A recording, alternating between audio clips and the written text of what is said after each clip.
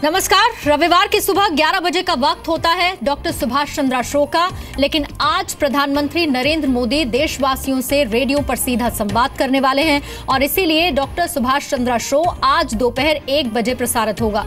GST लागू होने से ठीक पहले प्रधानमंत्री मोदी मन की बात करने वाले हैं। ये 33वीं मन की बात होगी प्रधानमंत्री मोदी की और ऐसे में उम्मीद ये की जा रही है कि पीएम मोदी जीएसटी पर अपनी बात रख सकते हैं। मन की बात का 33वां एपिसोड, जिसमें पीएम मोदी अमेरिका के राष्ट्रपति डोनाल्ड ट्रंप के साथ अपनी होने वाली पहली मुलाकात पर भी बात कर सकते हैं। और अब से कुछ ही देर में ये प्रोग्राम प्रसारित होगा ऑल इंडिया रेडियो और दूरदर्शन पर, और साथ ही जी न्यूज पर भी आप प्रधानमंत्री मोदी की मन की बात सुन सकते हैं, जिसमें जीएसटी पर चर्चा कर सकते हैं।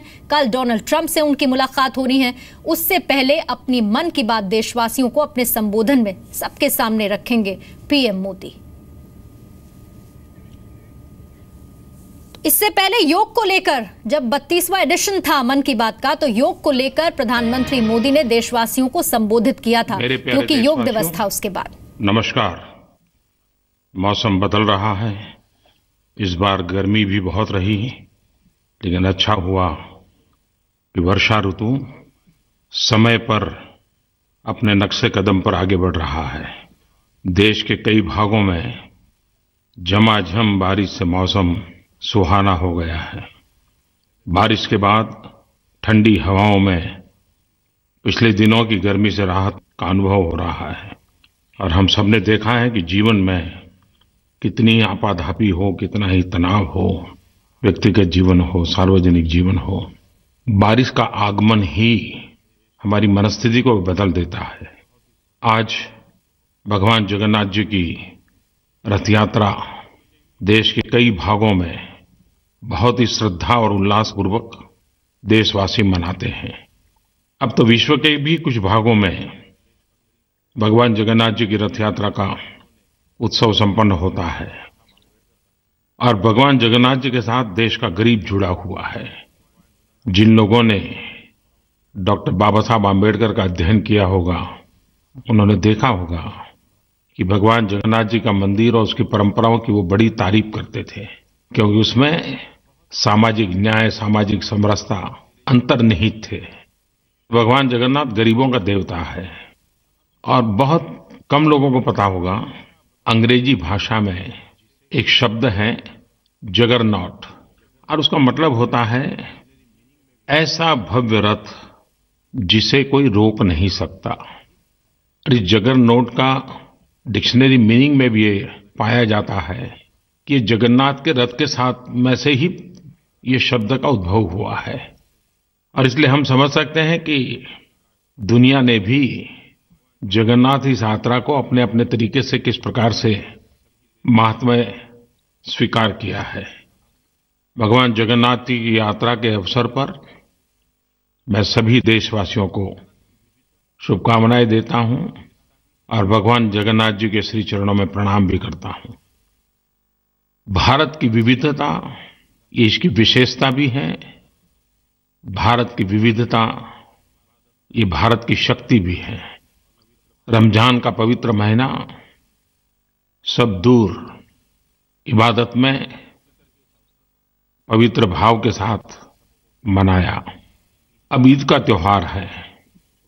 ईद उल फितर के इस अवसर पर मेरी तरफ से सबको ईद की बहुत बहुत शुभकामनाएं। रमजान महीना पुण्य दान का महीना है, खुशियों को बांटने का महीना है और जितनी खुशियां बांटते हैं उतनी खुशियां बढ़ती हैं। आइए हम सब मिलकर के इन पवित्र उत्सवों से प्रेरणा लेकर के खुशियों के खजाने को बांटते चले, देश को आगे बढ़ाते चले। रमजान के इस पवित्र महीने में उत्तर प्रदेश के बिजनौर के मुबारकपुर गांव की एक बड़ी प्रेरक घटना मेरे सामने आई। करीब 3,500 हमारे मुसलमान भाई बहनों के परिवार वहां उस छोटे से गांव में बसते हैं। एक प्रकार से ज्यादा आबादी हमारे मुस्लिम परिवार के भाइयों बहनों की है। इस रमजान के अंदर गांव वालों ने मिलकर के शौचालय बनाने का निर्णय किया और इस व्यक्तिगत शौचालय के अंदर सरकार की तरफ से भी सहायता मिलती है और उस सहायता की राशि करीब 17 लाख रुपए उनको दी गई। आपको जानकर के सुखद आश्चर्य भी होगा, आनंद होगा। रमजान के इस पवित्र महीने में सभी मुसलमान भाइयों बहनों ने सरकार को ये 17 लाख रुपए वापस लौटा दिए और ये कहा कि हम हमारा शौचालय हमारे परिश्रम से, हमारे पैसों से बनाएंगे। ये 17 लाख रुपए आप गांव की अन्य सुविधाओं के लिए खर्च कीजिए।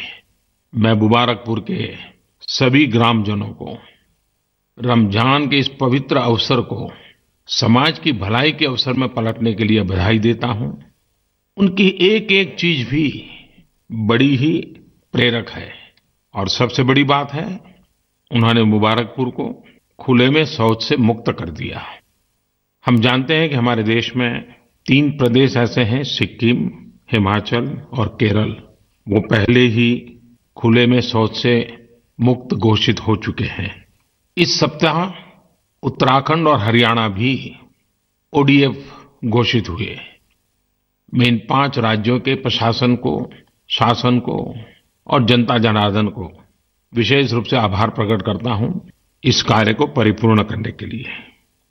हम भली भांति जानते हैं कि व्यक्ति के जीवन में, समाज के जीवन में कुछ भी अच्छा करना है तो बड़ी कड़ी मेहनत करनी पड़ती है। अगर हमारे हैंडराइटिंग खराब है, अगर उसको ठीक करना है तो लंबे अरसे तक बहुत जागरूक रह करके प्रयास करना पड़ता है, तब जाकर के शरीर की, मन की आदत बदलती है। स्वच्छता का भी विषय ऐसा ही है। ऐसी बुरी आदतें हमारे स्वभाव का हिस्सा बन गई है, हमारी आदतों का हिस्सा बन गई है कि इससे मुक्ति पाने के लिए अविरत रूप से हमें प्रयास करना ही पड़ेगा। हर किसी का ध्यान आकर्षित करना ही पड़ेगा। अच्छी प्रेरक घटनाओं का बार बार स्मरण भी करना पड़ेगा। और मुझे खुशी है कि आज स्वच्छता ये सरकारी कार्यक्रम नहीं रहा है, ये जन समाज का, जन सामान्य का एक आंदोलन बनता चला जा रहा है। और शासन में बैठे हुए लोग भी जब जनभागीदारी से इस काम को आगे बढ़ाते हैं तो कितनी ताकत बढ़ जाती है। पिछले दिनों एक बहुत ही उत्तम घटना मेरे ध्यान में आई जो मैं आपके सामने जरूर कहना चाहूंगा। ये घटना है आंध्र प्रदेश के विजयनगरम जिले की। वहां के प्रशासन ने जन भागीदारी से एक बड़ा काम हाथ में लिया। 10 मार्च सुबह 6 बजे से लेकर के 14 मार्च सुबह 10 बजे तक 100 घंटे का नॉन स्टॉप अभियान। और लक्ष्य क्या था? 100 घंटे में 71 ग्राम पंचायतों में 10,000 घरेलू शौचालय बनाना। और मेरे प्यारे देशवासियों, आप जानकर के खुश हो जाएंगे कि जनता जनार्दन ने और शासन ने मिल करके 100 घंटे में 10,000 शौचालय बनाने का काम सफलतापूर्वक पूर्ण कर दिया। 71 गांव ओडीएफ हो गए। मैं शासन में बैठे हुए लोगों को, सरकारी अधिकारियों को और विजयनगरम जिले के उन गांव के नागरिकों को बहुत बहुत बधाई देता हूं कि आपने परिश्रम की पराकाष्ठा करते हुए बड़ा प्रेरक उदाहरण प्रस्तुत किया है। इन दिनों मन की बात में लगातार मुझे जनता जनार्दन की तरफ से सुझाव आते रहते हैं। नरेंद्र मोदी ऐप पर आते रहते हैं, माईगोव पर आते हैं, चिट्ठियों से आते हैं, आकाशवाणी पे आते हैं। श्रीमान प्रकाश त्रिपाठी ने इमरजेंसी को याद करते हुए लिखा है कि 25 जून को लोकतंत्र के इतिहास में एक काला कालखंड के रूप में उन्होंने प्रस्तुत किया है। प्रकाश त्रिपाठी जी की लोकतंत्र के प्रति ये जागरूकता सराहनीय है। और लोकतंत्र एक व्यवस्था ही है ऐसा नहीं है, वो एक संस्कार भी है। Eternal vigilance is the price of liberty. लोकतंत्र के प्रति नित्य जागरूकता जरूरी होती है और इसलिए लोकतंत्र को आघात करने वाली बातों को भी स्मरण करना होता है। और लोकतंत्र की अच्छी बातों की दिशा में आगे बढ़ना होता है। 1975 25 जून वो ऐसी काली रात थी जो कोई भी लोकतंत्र प्रेमी भुला नहीं सकता है, कोई भारतवासी भुला नहीं सकता है। एक प्रकार से देश को जेल खाने में बदल दिया गया था, विरोधी स्वर को दबोच दिया गया था। जयप्रकाश नारायण सहित देश के गणमान्य नेताओं को जेलों में बंद कर दिया था। न्याय व्यवस्था भी आपातकाल के उन भयावह रूप की छाया से बच नहीं पाई थी। अखबारों को तो पूरी तरह बेकार कर दिया गया था। आज के पत्रकारिता जगत के विद्यार्थी, लोकतंत्र में काम करने वाले लोग उन काले कालखंड को बार बार स्मरण करते हुए लोकतंत्र के प्रति जागरूकता बढ़ाने के निरंतर प्रयास करते रहे हैं और करते भी रहने चाहिए। उस समय अटल बिहारी वाजपेयी जी भी जेल में थे। जब आपातकाल को 1 वर्ष हो गया तो अटल जी ने एक कविता लिखी थी और उन्होंने उस समय की मनस्थिति का वर्णन अपनी कविता में किया है। झुलसाता जेठ मास शरद चांदनी उदास, झुलसाता जेठ मास शरद चांदनी उदास, सिसकी भरते सावन का अंतर्गट रीत गया, 1 बरस बीत गया, 1 बरस बीत गया। सिखचों में सिमटा जग किंतु विकल प्राण विहग, सिखचों में सिमटा जग किंतु विकल प्राण विहग, धरती से अंबर तक, धरती से अंबर तक गूंज मुक्ति गीत गया, 1 बरस बीत गया, 1 बरस बीत गया। पथ निहारते नयन गिनते दिन पल छिन, पथ निहारते नयन गिनते दिन पल छिन, लौट कभी आएगा, लौट कभी आएगा मन का जो मीत गया, 1 बरस बीत गया। लोकतंत्र के प्रेमियों ने बड़ी लड़ाई लड़ी और भारत जैसा देश, इतना बड़ा विशाल देश, जब मौका मिला तो भारत के जन जन के रग रग में लोकतंत्र कैसा व्याप्त है, चुनाव के माध्यम से उस ताकत का प्रदर्शन कर दिया। जन जन के रग रग में फैला हुआ ये लोकतंत्र का भाव, ये हमारी अमर विरासत है। उस विरासत को हमें और सशक्त करना है। मेरे प्यारे देशवासियों, हर हिंदुस्तानी आज विश्व में सर ऊंचा कर करके गौरव महसूस कर रहा है। 21 जून 2017 पूरा विश्व योगमय हो गया। पानी से पर्वत तक लोगों ने सवेरे सवेरे सूरज की किरणों का स्वागत योग के माध्यम से किया। कौन हिंदुस्तानी होगा जिसको इस बात का गर्व नहीं होगा? ऐसा नहीं है कि योग पहले होते नहीं थे, लेकिन आज योग जब एक धागे में बंध गए हैं, योग विश्व को जोड़ने का कारण बन गए हैं। दुनिया के करीब करीब सभी देशों ने योग के इस अवसर को अपना अवसर बना दिया। चीन में the great wall of China, उस पर लोगों ने योग का अभ्यास किया। तो पेरू में world heritage site Machu Picchu पर समुद्र तल से 2400 मीटर ऊपर लोगों ने योग किया। फ्रांस में एफिल टावर की साय में लोगों ने योग किया। यूएई में अबू धाबी में 4000 से अधिक लोगों ने सामूहिक योग किया। अफगानिस्तान में हेरात में India Afghan friendship dam Salma बांध पर योग करके भारत की दोस्ती को एक नया आयाम दिया।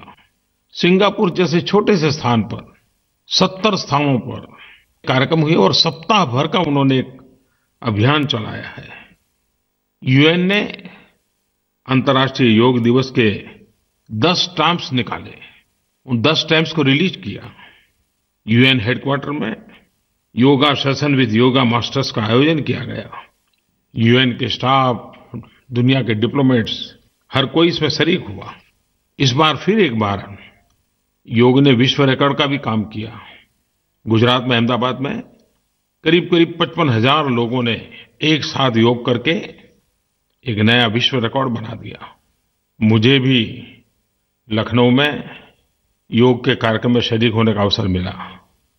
लेकिन पहली बार मुझे बारिश में योग करने का सद्भाग्य प्राप्त हुआ। हमारे सैनिकों ने जहां -20, 25, 40 डिग्री टेम्परेचर होता है उस सियाचिन में भी योग किया। हमारे आर्म फोर्सेस हो, बीएसएफ हो, आईटीबीपी हो, सीआरपीएफ हो, सीआईएसएफ हो, हर कोई अपनी ड्यूटी के साथ साथ योगा को अपना हिस्सा बना दिया है।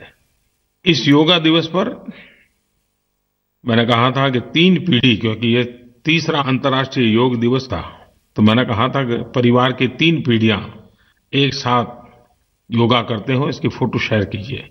कुछ टीवी चैनल ने भी इस बात को आगे बढ़ाया था। मुझ पे काफी फोटो मिले, उसमें से कुछ selected photographs Narendra Modi app पर कंपाइल करके रखे गए हैं। जिस प्रकार से पूरे विश्व में योग की चर्चा हो रही है, उसमें एक बात अच्छी उभर करके आ रही है कि योग से आज की जो हेल्थ कॉन्शियस सोसाइटी है वो फिटनेस से अब वेलनेस की ओर जाने की दिशा में कदम रख रही है, और उनको लग रहा है कि फिटनेस का महत्व ही है, लेकिन वेलनेस के लिए योग उत्तम मार्ग है। रिस्पेक्टेड प्राइम मिनिस्टर सर, मैं डॉक्टर अनिल सोनारा अहमदाबाद गुजरात से बोल रहा हूँ। सर, मेरा एक सवाल है कि रिसेंटली केरला में हमने आपको सुना था कि डिफरेंट प्लेसेस पे जो बुके एज अ गिफ्ट हम देते हैं उसकी जगह काइंड ऑफ गुड बुक्स हमको देनी चाहिए एज अ मोमेंटो। इस चीज़ का आपने शुरुआत गुजरात में अपने कार्यकाल में भी करवाया था सर, लेकिन अभी इन रिसेंट डेज हमें ये ज़्यादा देखने को नहीं मिल रहा है। So can we do something? हम क्या इस चीज़ के बारे में कुछ कर नहीं सकते जिससे देशव्यापी तौर पे इस चीज़ का इम्प्लीमेंटेशन हो सके सर? पिछले दिनों मुझे एक बहुत ही मेरे प्रिय कार्यक्रम में जाने का अवसर मिला। केरल में अच्छा कार्यक्रम चलता है कुछ वर्षों से, पीएन पनिकर फाउंडेशन के द्वारा चलता है, और लोगों को किताबें पढ़ने की आदत बने, लोग किताब पढ़ने की ओर जागरूक हो, इसलिए reading day, reading month celebration किया जाता है। तो मुझे उसके शुभारंभ में जाने का मौका मिला, और वहां मुझे ये भी बताया गया कि हम बुके नहीं बुक देते हैं। मुझे अच्छा लगा, और मुझे भी जो चीज मेरे ध्यान से हट गई थी उसका पुनः स्मरण हो गया। क्योंकि जब मैं गुजरात में था तो मैंने सरकार में एक परंपरा बनाई थी कि हम बुके नहीं देंगे, बुक देंगे या तो हाथ रुमाल, हैंडकरचीफ, उसी से स्वागत करेंगे, और खादी का हैंडकरचीफ, ताकि खादी को भी बढ़ावा मिले। जब तक मैं गुजरात में था हम सबकी आदत बन गई थी, लेकिन यहाँ आने के बाद मेरी वो आदत छूट गई थी। लेकिन केरल गया तो फिर से एक बार वो जागरूक हो गई, और मैंने तो अभी सरकार में फिर से नीचे सूचना देना भी शुरू कर दिया है। हम भी धीरे धीरे एक स्वभाव बना सकते हैं, और बुके का आयुष बहुत कम होती है, एक बार हाथ में लिया फिर छोड़ देते हैं। लेकिन अगर बुक देते हैं तो एक प्रकार से घर का हिस्सा बन जाता है, परिवार का हिस्सा बन जाता है। खादी का रुमाल देकर के भी स्वागत करते हैं तो कितने गरीब लोगों को मदद मिलती है, खर्चा भी कम हो जाता है और स्थायी रूप से उसका उपयोग भी होता है। और जब मैं ये बात कह रहा हूं तो ऐसी चीजों का कितना ऐतिहासिक मूल्य होता है। मैं गत वर्ष जब यूके गया था तो लंदन में ब्रिटेन की क्वीन एलिजाबेथ ने मुझे भोजन पे निमंत्रित किया था। एक मातृ सहज वातावरण था, बड़े प्यार से उन्होंने भोजन भी कराया, लेकिन बाद में उन्होंने मुझे एक बड़े ही आदर के साथ भावात्मक स्वर में एक छोटा सा खादी का और धागे से बुना हुआ एक हैंडकरचीफ दिखाया, और उनकी आंखों में चमक थी। उन्होंने कहा कि जब मेरी शादी हुई थी तो ये हैंडकरचीफ महात्मा गांधी ने मुझे भेंट में भेजा था, शादी की शुभकामना के रूप में। कितने साल हो गए, लेकिन क्वीन एलिजाबेथ ने महात्मा गांधी के द्वारा दिया हुआ ये हैंडकरचीफ संभाल के रखा हुआ है। और मैं गया तो उन्होंने इस बात का बड़ा आनंद था कि वो मुझे वो दिखा रही थी, और जब मैं देख रहा तो उनका आग्रह रहा कि नहीं मैं उसको छू करके देखूं। महात्मा गांधी की एक छोटी सी भेंट उनके जीवन का हिस्सा बन गया, उनके इतिहास का हिस्सा बन गया। मुझे विश्वास है कि ये आदतें रातों रात नहीं बदलती हैं और जब कभी ऐसी बात करते हैं तो आलोचना भी स्वीकार करना होता है, लेकिन उसके बावजूद भी ऐसी बातें करते रहनी चाहिए, प्रयास रहना चाहिए। और मैं ये तो नहीं कह सकता हूँ कि मैं कहीं जाऊंगा और कोई भूखे लेके आ जाएगा तो उसको मना कर दूंगा, ऐसा तो नहीं कर पाऊंगा, लेकिन फिर भी आलोचना भी होगी। लेकिन बात करते रहेंगे तो धीरे धीरे सुधार भी होगा। मेरे प्यारे देशवासियों, प्रधानमंत्री के नाते अनेक प्रकार के काम रहते हैं, फाइलों में डूबे रहते हैं, लेकिन मैंने मेरे लिए एक आदत विकसित की है कि मुझे जो चिट्ठियां आती हैं उसमें से रोजाना कुछ चिट्ठियां मैं पढ़ता हूं और उसके कारण मुझे सामान्य मानवी से जुड़ने का एक अवसर मिलता है। भांति भांति की चिट्ठियां आती हैं, अलग अलग प्रकार के लोग चिट्ठियां लिखते हैं। इन दिनों एक ऐसी चिट्ठी मुझे पढ़ने का अवसर मिला, मुझे लगता है कि मुझे जरूर आपको बताना चाहिए। दूर सुदूर दक्षिण में तमिलनाडु में मदुराई की एक हाउसवाइफ अरुल मोजी सर्वनन, उन्होंने मुझे एक चिट्ठी भेजी। और चिट्ठी क्या थी? उन्होंने लिखा कि मैंने अपने परिवार में बच्चों की पढ़ाई वगैरह के ध्यान में रखे कुछ न कुछ इकोनॉमिकल एक्टिविटी करने की दिशा में सोचा, परिवार को थोड़ी आर्थिक मदद हो जाए। तो मैंने मुद्रा योजना से बैंक से पैसे लिए और बाजार के कुछ सामान ला करके सप्लाई करने की दिशा में कुछ काम शुरू किया। इतने में मेरे ध्यान में आया कि भारत सरकार ने गवर्नमेंट ई मार्केट प्लेस नाम की कोई एक व्यवस्था खड़ी की है। तो मैंने ढूंढा ये क्या है, कुछ लोगों से पूछा, तो मैंने खुद को भी उसमें रजिस्टर करवा दिया। मैं देशवासियों को बताना चाहता हूं, आपको भी मौका मिले तो आप इंटरनेट पर EGEM उसकी विजिट कीजिए। एक बड़ी नई प्रकार की व्यवस्था है। जो भी सरकार में कोई चीज सप्लाई करना चाहता है, छोटी छोटी चीजें भेजना चाहता है, बिजली के बल्ब भेजना चाहता है, डस्टबिन भेजना चाहता है, झाड़ू भेजना चाहता है, चेयर भेजना चाहता है, टेबल भेजना चाहता है, बेचना चाहता है, वो उसमें अपना नाम रजिस्टर करवा सकता है। वो क्या क्वालिटी का माल है उसके पास वो उसमें लिख करके रख सकता है, कितने में वो बेचेगा वो लिख सकता है। और सरकार के डिपार्टमेंट को कंपलसरी है कि उन्होंने उस पर विजिट करना होगा, देखना होगा कि ये सप्लाई करने वाले क्वालिटी कॉम्प्रोमाइज न करते हुए सस्ते में कौन पहुंचाता है, और फिर उसको ऑर्डर करना होता है। और इसके कारण बिचौलिए खत्म हो गए, सारी ट्रांसपेरेंसी आ गई, इंटरफेस नहीं होता है, टेक्नोलॉजी के माध्यम से ही सब होता है। तो EGEM के अंदर जो लोग रजिस्ट्री करवाते हैं, सरकार के सभी डिपार्टमेंट उसको देखते रहते हैं, बीच में बिचौलिए नहीं होने के कारण चीजें बहुत सस्ती मिलती हैं। अब ये अरुल मोजी मैडम ने सरकार की इस वेबसाइट पे वो जो सामान दे सकती है उसका सारा रजिस्ट्री करवा दी। और मजा ये है कि उन्होंने मुझे जो चिट्ठी लिखी वो बड़ी इंटरेस्टिंग है। उन्होंने लिखा कि एक तो मुझे मुद्रा से पैसे मिल गए, मेरा कारोबार शुरू हो गया, EGEM के अंदर मैं क्या दे सकती हूँ वो सारी सूची रख दी, और मुझे प्रधानमंत्री कार्यालय से ऑर्डर मिला PMO से। अब मेरे लिए भी नई खबर थी, PMO ने क्या मंगवाया होगा। तो उसने लिखा है कि PMO ने मेरे से 2 थर्मोस खरीदे और 1600 रुपया के मुझे पेमेंट भी मिल गया। ये है एम्पावरमेंट, ये है एंटरप्रेन्योरशिप को बढ़ावा देने का अवसर। शायद अरुण मोदी जी ने मुझे चिट्ठी न लिखी होती तो मेरा भी शायद इतना ध्यान नहीं गया होता कि EGEM की व्यवस्था से दूर सुदूर एक गृहिणी छोटा सा काम कर रही है, उसका माल प्रधानमंत्री कार्यालय तक खरीदा जा सकता है। यही देश की ताकत है। इसमें ट्रांसपेरेंसी भी है, इसमें एम्पावरमेंट भी है, इसमें एंटरप्रेन्योरशिप भी है।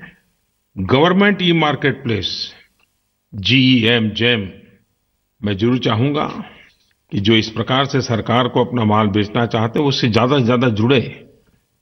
मैं मानता हूं minimum government and maximum governance का एक बेहतरीन उदाहरण है ये। और इसका लक्ष्य है मिनिमम प्राइस और maximum ease, efficiency and transparency. मेरे प्यारे देशवासियों, एक तरफ हम योग को लेकर के गर्व करते हैं तो दूसरी तरफ हम स्पेस साइंस में हमारी जो सिद्धियां हैं उसके लिए भी गर्व कर सकते हैं। और यही तो भारत की विशेषता है कि अगर हमारे पैर योग से जुड़े हुए जमीन पे हैं तो हमारे सपने दूर दूर आसमान की उस क्षितिजों को पार करने के लिए भी हैं। पिछले दिनों खेल में भी और विज्ञान में भी भारत ने बहुत कुछ करके दिखाया है। आज भारत केवल धरती पर ही नहीं, अंतरिक्ष में भी अपना परचम लहरा रहा है। अभी 2 दिन पहले इसरो ने कार्टोसैट 2 सीरीज सैटेलाइट के साथ 30 नैनो सैटेलाइट्स को लॉन्च किया और इन सैटेलाइट्स में भारत के अलावा France, Germany, Italy, Japan, Britain, America, ऐसे करीब करीब 14 देश इसमें शामिल है। और भारत के इस नैनो सैटेलाइट अभियान से खेती के क्षेत्र में, किसानी के काम में, प्राकृतिक आपदा के संबंध में काफी कुछ हमें मदद मिलेगी। कुछ दिन पहले इस बात का हम सबको बराबर याद होगा, इसरो ने GSAT-19 का सफल लॉन्च किया था और अब तक भारत ने जो सैटेलाइट लॉन्च किए हैं उसमें ये सबसे ज्यादा वजनदार हैवी सैटेलाइट है। और हमारे देश के अखबारों ने तो उसको हाथी के वजनों के साथ तुलना की थी।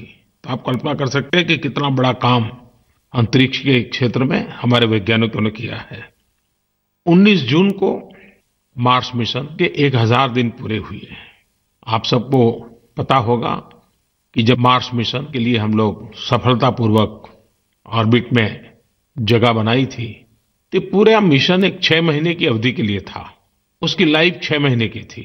लेकिन मुझे खुशी है कि हमारे वैज्ञानिकों के इस प्रयासों की ताकत ये रही कि 6 महीने तो पार कर दिए, 1000 दिन के बाद भी ये हमारा मंगलयान मिशन काम कर रहा है, तस्वीरें भेज रहा है, जानकारियां दे रहा है, साइंटिफिक डाटा आ रहे हैं। तो समय अवधि से भी ज्यादा, अपने आयु से भी ज्यादा काम कर रहा है। 1000 दिन पूरा होना हमारे वैज्ञानिक यात्रा के अंदर, हमारी अंतरिक्ष यात्रा के अंदर एक महत्वपूर्ण पड़ाव है। इन दिनों स्पोर्ट्स में भी हम देख रहे हैं कि हमारे युवाओं का रुझान बढ़ता चला जा रहा है। अब ये नजर आने लगा है कि पढ़ाई के साथ साथ खेलकूद में भी हमारी युवा पीढ़ी को अपना भविष्य दिखने लगा है। और हमारे खिलाड़ियों के कारण, उनके पुरुषार्थ के कारण, उनकी सिद्धि के कारण देश का भी नाम रोशन होता है।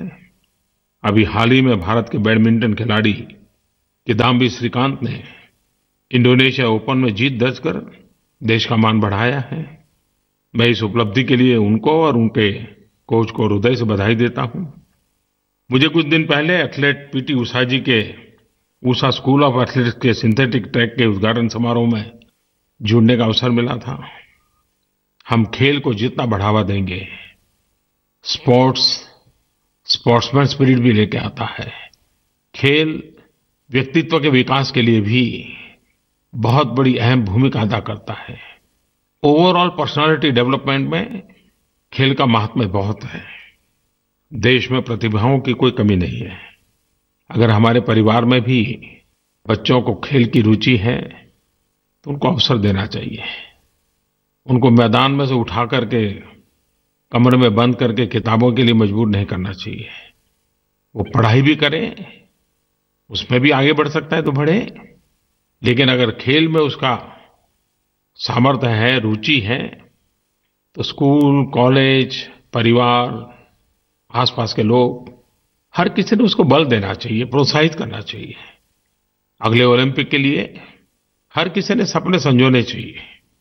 फिर एक बार मेरे प्यारे देशवासियों, वर्षा ऋतु, लगातार उत्सवों का माहौल, एक प्रकार से ये कालखंड की अनुभूति नई होती है। मैं फिर एक बार आप सबको शुभकामनाएं देते हुए अगले मन की बात के समय फिर कुछ बातें करूंगा। नमस्कार। तो प्रधानमंत्री मोदी को आप सुन रहे थे। बड़ी बातें उनकी क्या रही। सबसे आखिर में उन्होंने किदाम्बी श्रीकांत का जिक्र किया। इंडोनेशिया ओपन में जीत हासिल करते हुए उन्हें बधाई भी दी और शुरुआत जब उन्होंने की तो 1975 की इमरजेंसी का भी जिक्र किया।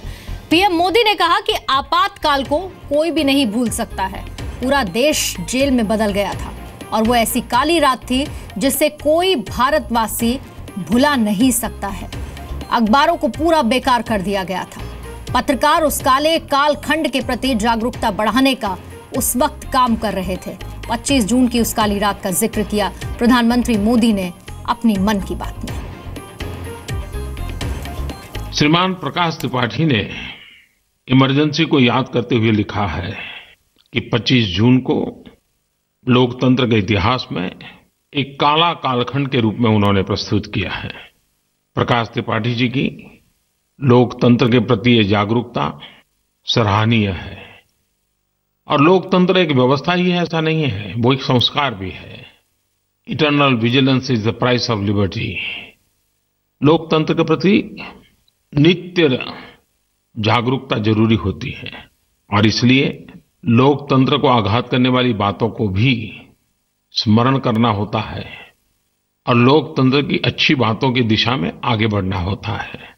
1975 25 जून वो ऐसी काली रात थी जो कोई भी लोकतंत्र प्रेमी भुला नहीं सकता है, कोई भारतवासी भुला नहीं सकता है। एक प्रकार से देश को जेल खाने में बदल दिया गया था, विरोधी स्वर को दबोच दिया गया था। जयप्रकाश नारायण सहित देश के गणमान्य नेताओं को जेलों में बंद कर दिया था। न्याय व्यवस्था भी आपातकाल के उन भयावह रूप की छाया से बच नहीं पाई थी। अखबारों को तो पूरी तरह बेकार कर दिया गया था। आज के पत्रकारिता जगत के विद्यार्थी, लोकतंत्र में काम करने वाले लोग उन काले कालखंड को बार बार स्मरण करते हुए लोकतंत्र के प्रति जागरूकता बढ़ाने के निरंतर प्रयास करते रहे हैं और करते भी रहने चाहिए। उस समय अटल बिहारी वाजपेयी जी भी जेल में थे। जब आपातकाल को 1 वर्ष हो गया तो अटल जी ने एक कविता लिखी थी और उन्होंने उस समय की मनस्थिति का वर्णन अपनी कविता में किया है। झुलसाता जेठ मास शरद चांदनी उदास। झुलसाता जेठ मास शरद चांदनी उदास। सिसकी भरते सावन का अंतर्गट रीत गया। 1 बरस बीत गया। 1 बरस बीत गया। सिखचों में सिमटा जग किंतु विकल प्राण विहग। सिखचों में सिमटा जग किंतु विकल प्राण विहग। धरती से अंबर तक, धरती से अंबर तक गूंज मुक्ति गीत गया। 1 बरस बीत गया। 1 बरस बीत गया। पथ निहारते नयन गिनते दिन पल छिन। पथ निहारते नयन गिनते दिन पल छिन। लौट कभी आएगा, लौट कभी आएगा मन का जो मीत गया। 1 बरस बीत गया। लोकतंत्र का प्रेमियों ने बड़ी लड़ाई लड़ी और भारत जैसा देश, इतना बड़ा विशाल देश, जब मौका मिला तो भारत के जन जन के रग रग में लोकतंत्र कैसा व्याप्त है, चुनाव के माध्यम से उस ताकत का प्रदर्शन कर दिया। जन जन के रग रग में फैला हुआ ये लोकतंत्र का भाव, ये हमारी अमर विरासत है। उस विरासत को हमें और सशक्त करना है। मेरे प्यारे देशवासियों, हर हिंदुस्तानी आज विश्व में सर ऊंचा कर करके गौरव महसूस कर रहा है। और योग की बात करते हुए प्रधानमंत्री मोदी ने कहा कि योग विश्व को जोड़ने का कारण बन गया है। 21 जून 2017 पूरा विश्व योगमय हो गया। पानी से पर्वत तक लोगों ने सवेरे सवेरे सूरज की किरणों का स्वागत योग के माध्यम से किया। कौन हिंदुस्तानी होगा जिसको इस बात का गर्व नहीं होगा? ऐसा नहीं है कि योग पहले होते नहीं थे, लेकिन आज योग जब एक धागे में बंध गए हैं, योग विश्व को जोड़ने का कारण बन गए हैं। दुनिया के करीब करीब सभी देशों ने योग के इस अवसर को अपना अवसर बना दिया। चीन में the great wall of China, उस पर लोगों ने योग का अभ्यास किया। तो पेरू में world heritage site Machu Picchu पर समुद्र तल से 2400 मीटर ऊपर लोगों ने योग किया। फ्रांस में एफिल टावर की साय में लोगों ने योग किया। यूएई में, अबू धाबी में 4,000 से अधिक लोगों ने सामूहिक योग किया। अफगानिस्तान में, हेरात में India Afghan friendship dam Salma बांध पर योग करके भारत की दोस्ती को एक नया आयाम दिया। सिंगापुर जैसे छोटे से स्थान पर 70 स्थानों पर कार्यक्रम हुए और सप्ताह भर का उन्होंने एक अभियान चलाया है। यूएन ने अंतर्राष्ट्रीय योग दिवस के 10 स्टैम्प्स निकाले, उन 10 स्टैम्प्स को रिलीज किया। यूएन हेडक्वार्टर में